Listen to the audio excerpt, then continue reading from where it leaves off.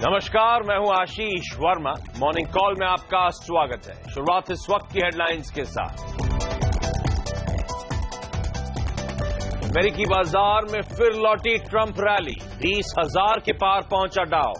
अच्छे नतीजों से मिला सहारा। आज एशियाई बाजार के शानदार कामकाज।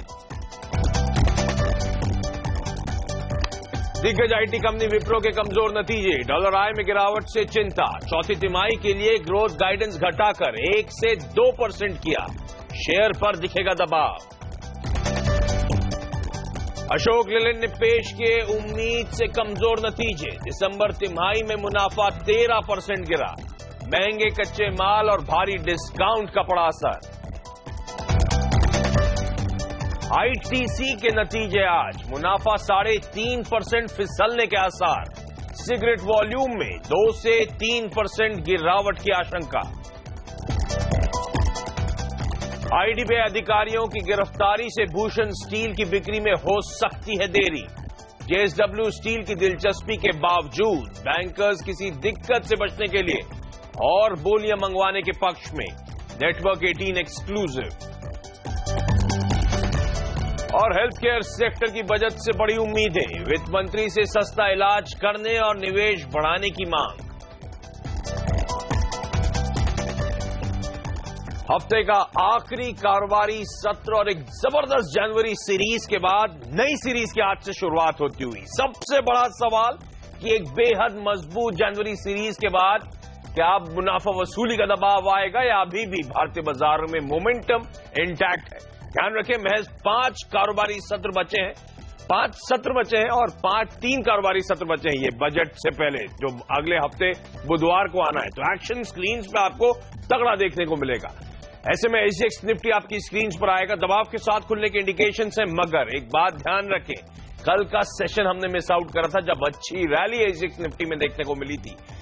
इनफैक्ट नेट देखेंगे आप तो एसजीएक्स निफ्टी के इंडिकेशंस आपको पॉजिटिव लेने चाहिए आज के भारतीय बाजारों के लिए, क्योंकि 86.58 के लेवल्स पे एसजीएक्स निफ्टी कामकाज करता हुआ और हमारे फ्यूचर्स 86.14 के लेवल्स पर कामकाज कर रहे हैं। तो मजबूती अभी भी शायद इंटैक्ट रहने वाली है। ग्लोबल संकेत कैसे हैं, इस पर मैं डिटेल में अपने सहयोगी नीरज वाजपेयी से बातचीत करूंगा, लेकिन डाउ ने 20,000 के लेवल्स को पार कर दिया है। 20,100 के लेवल्स पर कामकाज हुआ था वहां पे क्लोजिंग के समय। इंट्राडे में तीनों बेंचमार्क्स ने उच्चतम स्तर छुए हैं अब तक के, तो मोमेंटम इंटैक्ट है। सीएनबी आवाज के मार्केट एडिटर अनिल सिंघवी का मानना है कि भारतीय बाजारों में निफ्टी में आज भी खरीदारी करने के मौके हैं। तो अनिल की क्या स्ट्रैटेजी है, क्या मूड है बाजार का, अनिल से डिटेल में समझूंगा। और साथ साथ बाजार के एक और एक्सपर्ट मुदित गोयल साहब भी मेरे साथ जुड़ेंगे। लेकिन पहले ग्लोबल मार्केट्स और मेरे साथ मेरे सहयोगी नीरज वाजपेयी जुड़ते हुए। नीरज, ग्लोबल मार्केट से क्या संकेत मिल रहे हैं? अमेरिकन मार्केट की तेजी को हमारे लिए दिक्कत की बात तो नहीं? बिल्कुल दिक्कत नहीं, और अच्छे संकेत हैं यहाँ पे देखना चाहिए। जिस तरीके से एसजीएक्स निफ्टी जो दिखाई रहा है स्पॉट में, अगर आप देखें तो करीब 50 पॉइंट का डिफरेंस अभी भी है, तो वो संकेत अच्छे हैं। लेकिन अमेरिका से अच्छी खबर ये है कि वहां के लिए जो इकोनॉमी है वो स्ट्रांगर हो रही है। रिजल्ट सीजन जो वहां चल रहा है वो बहुत बेहतरीन चल रहा है, उसका फायदा है। और बाजार इस बात से वहां खुश है कि जो एग्जीक्यूटिव ऑर्डर्स लिए जा रहे हैं लगातार, एक जो कनाडा के साथ पाइपलाइन का ऑर्डर लिया है वो बड़ा पॉजिटिव था, तो लगातार इसकी वजह से चल रहा है। और अब ये खबर आ रही है शायद नेक्स्ट वीक तक जो वो टैक्स पे स्टिमुलस देना चाहते हैं उसका ऐलान हो जाए। अगर वैसा होता है तो डॉलर एक बार और थोड़ा कमजोर होगा, जो भारतीय इमर्जिंग मार्केट के लिए पॉजिटिव होगा। लेकिन 2 ट्रिगर हैं जिस पर नजर रखनी चाहिए। एक तो ये कि 30 जनवरी से 1 फरवरी के बीच में एक बैठक होने वाली है फेड की। हालांकि इस बैठक में रेट बढ़ाने में कोई फैसला नहीं होगा, लेकिन इंडिकेशंस देगा, इकोनॉमी के स्टेटस पे चर्चा होगी। और दूसरा Q4 जीडीपी के नंबर्स भी आएंगे। तो ये 2 ट्रिगर हो सकते हैं जहां से अमेरिकी बाजार का थोड़ा सा रुख समझ में आए या इकोनॉमी का रुख समझ में आए।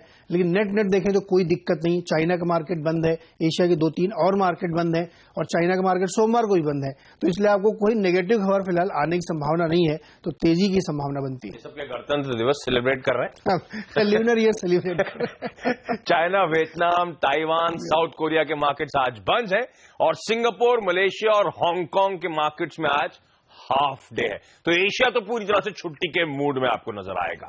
लेकिन संकेत अच्छे से नीरज हाईलाइट करते हुए, और इनफैक्ट आपको याद होगा प्रीवियस सेशन यानी कि बुधवार जब हमने एक्सपायरी होती हुई देखी इंडियन मार्केट्स में, बेहद मजबूत समाप्ति हुई है जनवरी सीरीज की।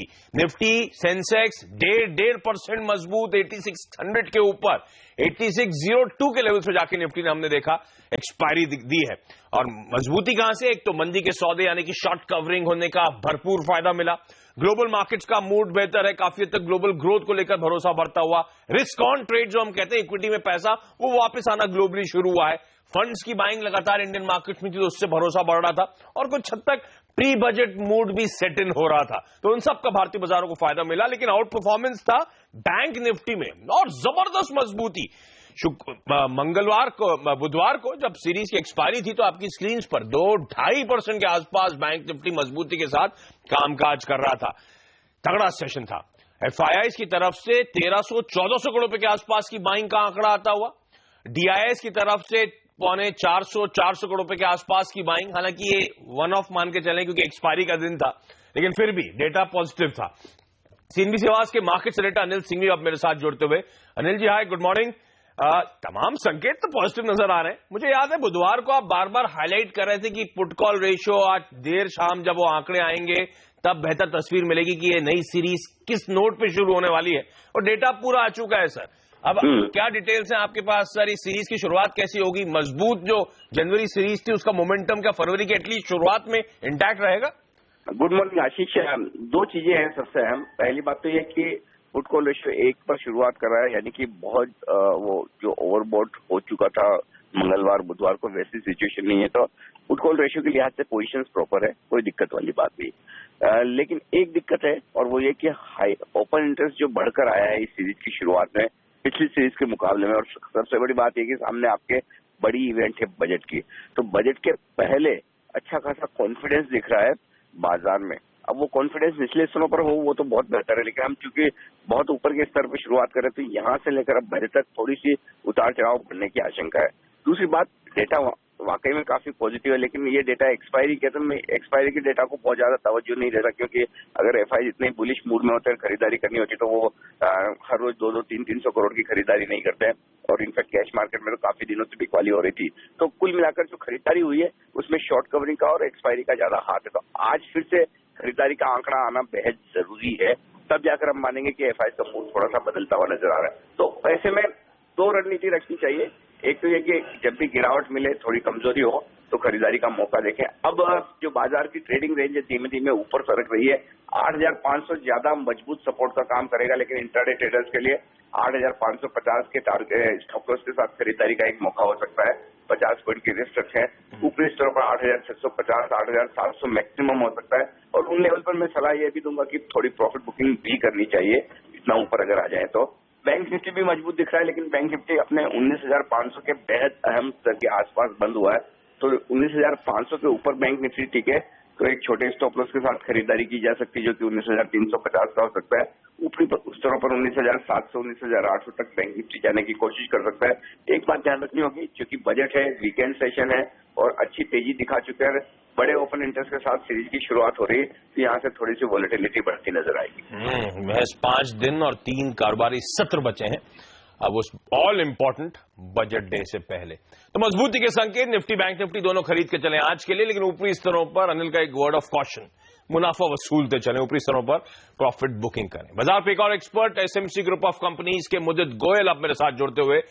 मुदित जी, बेहद स्ट्रांग मोमेंटम था बुधवार के ट्रेडिंग सेशन में, चार्ट्स की रीडिंग क्या कहती है? आज के लिए रणनीति क्या होगी? Good morning Ashish ji. देखिए, स्ट्रक्चर वाइज देखता हूं तो स्ट्रक्चर काफी पॉजिटिव बना हुआ है। मैं सबसे पहले लास्ट 10 सेशन की बात करता हूं। लास्ट 10 सेशन में हम लोग एक रेंज में कंसोलिडेट हो रहे थे। लोअर साइड में 8340 और अपर साइड में 8470। वेडनेसडे के सेशन में उस रेंज का ब्रेकआउट आया है। न केवल ब्रेकआउट बल्कि निफ्टी अपने डेज हाई के आसपास क्लोज होता हुआ नजर आया था। साथ ही साथ एक चीज और मेंशन करूंगा, नवंबर में यूएस इलेक्शन और डिमोनेटाइजेशन के चलते काफी गैप बने हुए थे चार्ट पर, और इस रैली में वो चार्ट पर गैप फिल हुए हैं, तो कह सकते हैं चार्ट अब फ्री है अपसाइड जाने के लिए। तो मुझे लगता है 8680 और अगर उसको हम सस्टेन कर पाते हैं तो 8750 तक के अपसाइड में निफ्टी में देखने को मिल सकते हैं। तो बाय करने की सलाह होगी 8680 और 8750 के लिए। तो खरीदारी करने के मौके। अच्छा, क्विकली बताएं मुझे 2 स्टॉक स्पेसिफिक आइडियाज भी। आशीष जी, सबसे पहले बैंक इंडिया को बाय करने की सलाह दूंगा। स्टॉक का स्ट्रक्चर काफी पॉजिटिव है और स्टॉक अपने 100 और 200 डेमा के ऊपर ही ट्रेड कर रहा है। साथ ही साथ हमने देखा था बैंक निफ्टी में भी ब्रेकआउट देखने को मिले हैं और वेडनेसडे और ट्यूसडे के सेशन में सारे बैंकिंग काउंटर्स में रैली देखने को मिली है, लेकिन बैंक इंडिया में उस तरह की रैली अभी तक नहीं आई है। तो मुझे लगता है स्टॉक में अगर रैली आनी है तो आज एक अच्छा इंपॉर्टेंट सेशन होगा इस काउंटर के लिए और बड़े अपमूव 120 रुपए तक के अपसाइड मूव इस काउंटर में देखने को मिल सकते हैं। तो बैंक इंडिया को बाय करके चलेंगे 120 के टारगेट के लिए। स्टॉप लॉस हुआ 112 का। ठीक है। दूसरा काउंटर होगा जेट एयरवेज का। इसके सेक्टर में ये कहूंगा 340 रुपए के आसपास स्टॉक में एक डबल बॉटम पैटर्न कंप्लीट हुआ था और उसके बाद डबल बॉटम के बाद एक अच्छी रैली स्टॉक में देखने को मिली है। साथ ही साथ वेडनेसडे के सेशन में स्टॉक में एक रेंज का ब्रेकआउट आया है। चार्ट पर क्रैश ब्रेकआउट है, यहाँ से अपनी ऊपरी उम्मीद की जा सकती है। अपर साइड में 430 रुपए के लिए बैकअप के चलेंगे। स्टॉक लॉस होगा 410 का। ओके, चलिए बहुत बहुत धन्यवाद। Bank of India jet Airways खरीदे निफ्टी में खरीदारी करने के मौके। और अब सीधे चलते हैं मेरी सहयोगी सोनम मेहता के पास। सोनम, हाय, गुड मॉर्निंग। कुछ ट्रेडिंग आइडियाज आपके पास भी हैं, शेयर करें। गुड मॉर्निंग आशीष। सबसे पहला कॉल है चार्ल्स ब्रोकिंग के सुमित बगाड़िया का, जिन्होंने LIC हाउसिंग फाइनेंस को खरीदने की सलाह दी है। लक्ष्य 570 रुपए का, स्टॉप लॉस 530 रुपए का लगाइए। दूसरा कॉल है manusjaiswal.com के मानस जायसवाल का, जिसने PNB पंजाब नेशनल बैंक को खरीदने की सलाह दी है। लक्ष्य 139 रुपए का है, स्टॉप लॉस 130 रुपए का लगाइए। ये कॉल 2 से 3 दिन का है। और तीसरा कॉल है बोनांजा पोर्टफोलियो लिमिटेड के पुनीत किमरा का, जिन्होंने गोदरेज इंडस्ट्रीज को बेचने की सलाह दी है। लक्ष्य 520 रुपए और 516 रुपए का रहेगा, माफ कीजिएगा 420 रुपए और 416 रुपए का रहेगा और स्टॉप लॉस 435 रुपए का लगाइए। ओके, तो ये तमाम ट्रेडिंग आइडियाज आपकी स्क्रीन पर। अब सीधे हेमंत के पास जो कुछ इंटरेस्टिंग स्टॉक्स लेकर आए हैं जो आज खबरों में। Hemant, good morning. मॉर्निंग आशीष। यूनाइटेड स्पिरिट्स पर रखिए नजर। देखिए, कई दिनों से यहाँ पर खबरें चल रही हैं कि हो सकता है Diageo को एक ओपन ऑफर लाना पड़े।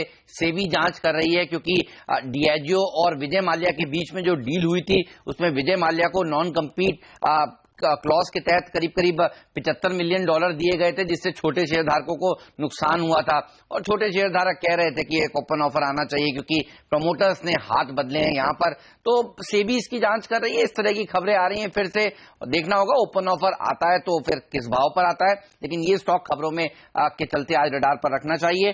डॉक्टर रेड्डीज पर रखिए नजर। सियोल की एक कंपनी है, फार्मा कंपनी, उसने डॉक्टर रेड्डीज के खिलाफ US के कोर्ट में अपनी एक अर्जी दी है और आरोप लगाया है कि इन्होंने करंट गुड मैन्युफैक्चरिंग प्रैक्टिसेस का उल्लंघन किया है और काफी बड़े दावे भी ठोके हैं इस कंपनी के ऊपर। कहा है कि इनको $मिलियंस फाइन देना चाहिए। तो एक हैंगओवर जरूर रहेगा जब तक इसकी सुनवाई नहीं हो जाती अर्जी की कोर्ट में।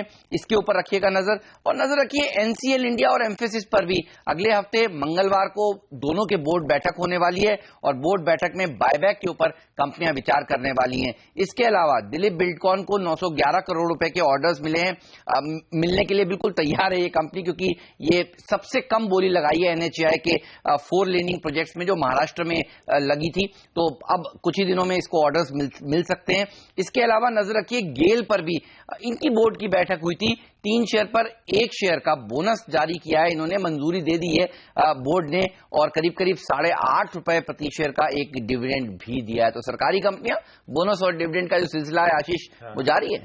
चलिए, ये तमाम वो कंपनीज हैं, स्टॉक्स हैं जो आज फोकस में रखिए। खबरों की वजह से मजबूती या दबाव के साथ इनमें कामकाज होगा, लेकिन कई सारे रिजल्ट्स आ रहे हैं। रिजल्ट्स हेवी वीक है। इस हफ्ते की शुरुआत में मैंने कहा था विप्रो के नतीजे आए मंगलवार को, बाजार बंद होने के बाद, बुधवार को माफ कीजिएगा, लास्ट सेशन में, और बेहद कमजोर नंबर्स। एक और डिसअपॉइंटिंग क्वार्टर कंपनी की तरफ से देखने को मिला है।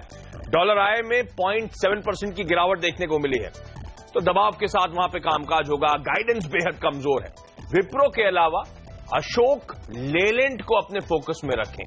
इसके भी रिजल्ट्स आए और उम्मीद से कमजोर नतीजे यहां पे देखने को मिले हैं। डिस्काउंट जो कंपनी दे रही है और कॉस्ट जो बढ़ रही है उसके चलते मार्जिन पे प्रेशर आया है। एक्साइड के अच्छे नंबर्स आए, वो स्टॉक भी आपकी स्क्रीन पर आएगा। उम्मीद से बेहतर मार्जिन, उम्मीद से बेहतर आय और मुनाफे। ओबरॉय रियल्टी डीमोनेटाइजेशन का इस कंपनी में तो कोई इंपैक्ट देखने को नहीं मिला, एटलीस्ट इस क्वार्टर के नंबर्स में कोई बड़ा इंपैक्ट नहीं। रेवेन्यू, मार्जिन, प्रॉफिट सब फ्लैट क्यू ऑन क्यू है। पर दूसरी लिस्ट रियल एस्टेट कंपनीज के रिजल्ट्स आए थे, वो थे इंडियाबुल्स रियल एस्टेट, और यहां पे कमजोर नंबर, बेहद डिसअपॉइंटिंग। मुनाफा आधे से ज्यादा झटक चुकी है कंपनी। मुनाफे में ऑलमोस्ट 60% का दबाव आ गया है। IIFL होल्डिंग से रिजल्ट्स आए, नतीजे अच्छे हैं। आय में 29%, मुनाफे में 41% का उछाल है। IDFC बैंक और ठंडे नतीजे हैं, कमजोर नतीजे हैं, क्योंकि एम्प्लॉय कॉस्ट है, प्रोविजनिंग बढ़ी है, उसका इंपैक्ट कंपनी के मुनाफे में पड़ा है। और फाइनली रेमंड्स एक और स्टॉक है जिसे रडार पे रखें, यहां पे भी कमजोर नतीजे हैं। आय 6% गिरी और इस कंपनी को अब घाटा हो गया है मुनाफे के कंपैरिजन में। तो ये तमाम वो स्टॉक्स हैं हेमंत की स्टॉक्स न्यूज के अलावा जो आज खबरों में रहेंगे, जहां पे आज हरकत देखने को मिलेगी। अच्छा, आज का इवेंट्स कैलेंडर क्विकली आपकी स्क्रीन पे आना चाहिए। सबसे इंपॉर्टेंट तो आज ITC के नंबर्स आने वाले हैं, उस पर आप नजरें बना के रखें। इसके अलावा Bharat Electronics, Tata Coffee, Spark, Sundaram Finance, Colgate, Just Dial, Eveready Industries, ये तमाम कंपनीज हैं जिनके नंबर्स आने वाले हैं। इनके अलावा जालंधर में PM मोदी की आज रैली है और भारत इलेक्ट्रॉनिक्स लिमिटेड जिसके रिजल्ट्स आने साथ साथ आज स्टॉक स्प्लिट पे इस कंपनी का बोर्ड विचार करेगा। लेकिन ITC सबसे इंपॉर्टेंट और मेरे सहयोगी वरुण दुबे अब मेरे साथ जुड़ते हुए। वरुण, एक्सपेक्टेड है कि ये दिसंबर क्वार्टर कमजोर रहेगा, पर ओवरऑल नंबर्स कैसे रहने वाले हैं? हमारा पोल क्या कहता है, क्या उम्मीद है? देखिए, ITC के नतीजे कमजोर रहेंगे और सभी की नजरें रहेंगी वॉल्यूम ग्रोथ पे, और स्ट्रीट पे ज्यादातर एनालिस्ट मान के चल रहे हैं कि कंपनी के सिगरेट वॉल्यूम्स में इस बार आपको गिरावट देखने मिल सकती है। वही कंपनी के बाकी कारोबारों में भी काफी दबाव रहेगा, कुछ हद तक डिमोनेटाइजेशन का असर आपको वहां देखने मिलेगा, और इसी के चलते कंपनी के ऑपरेटिंग मार्जिन में करीब 1.25% के आसपास की गिरावट होगी और मुनाफे में भी करीब 3.5% के आसपास की गिरावट का अनुमान है। ओके, तो ये नंबर्स आज रडार पर रहेंगे। मार्केट्स के छोटा सा ब्रेक के बाद कमोडिटी और करेंसी मार्केट्स की टॉप स्ट्रैटेजीज।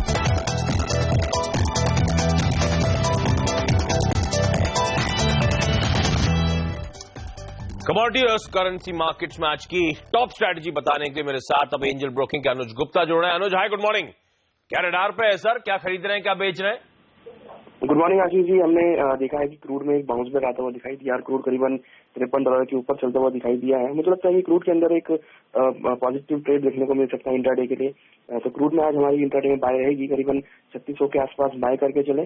टारगेट करीबन 3700 MCX में देखने को मिल सकते हैं। ठीक है। कच्चे तेल के अलावा सोने में आपकी बेचने की रणनीति है ना? जी बिल्कुल। गोल्ड के अंदर हमें लगता है कि नीचे की तरफ भाव देखने को मिल सकते हैं। डॉलर इंडेक्स में तेजी लौटी है और अब गोल्ड के भाव $1200 के नीचे आते हुए दिखाई दिए हैं।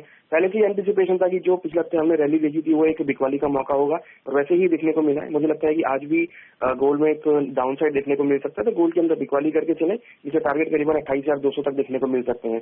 और अगर डॉलर की बात करें तो मुझे लगता है कि USD NR आज थोड़ा डेप्रिशिएट होकर ट्रेड हो सकता है, क्योंकि डॉलर इंडेक्स हमने तेजी देखी है। हमें लगता है कि USD NR में बाय करके चल सकते हैं। इंडियन रुपीज डेप्रिशिएट हो सकता है, तो कमजोर हो सकता है रुपया। कच्चे तेल में खरीदारी और सोने में बिकवाली करके चले। अनुज, आपका धन्यवाद। छोटा सा ब्रेक के बाद एक क्विक मार्केट चेक।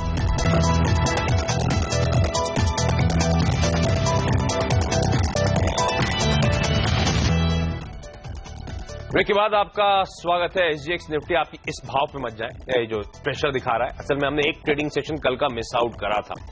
हमारी निफ्टी फ्यूचर्स की क्लोजिंग थी 86.14 की। 86.67 पे इस समय SGX निफ्टी कामकाज करा, यानी कि 50-55 पॉइंट के उछाल के इंडिकेशंस आते हुए दोनों एक्सपर्ट्स मानते हैं खरीदारी करें, अनिल और मुदित के टारगेट्स है निफ्टी पे 8680, उसके बाद 8740 तक के। चलिए, मॉर्निंग कॉल में आज के लिए इतना ही। यहाँ पे वक्त तो चला एक छोटे से ब्रेक का। ब्रेक के बाद स्टॉक 2020। नमस्कार।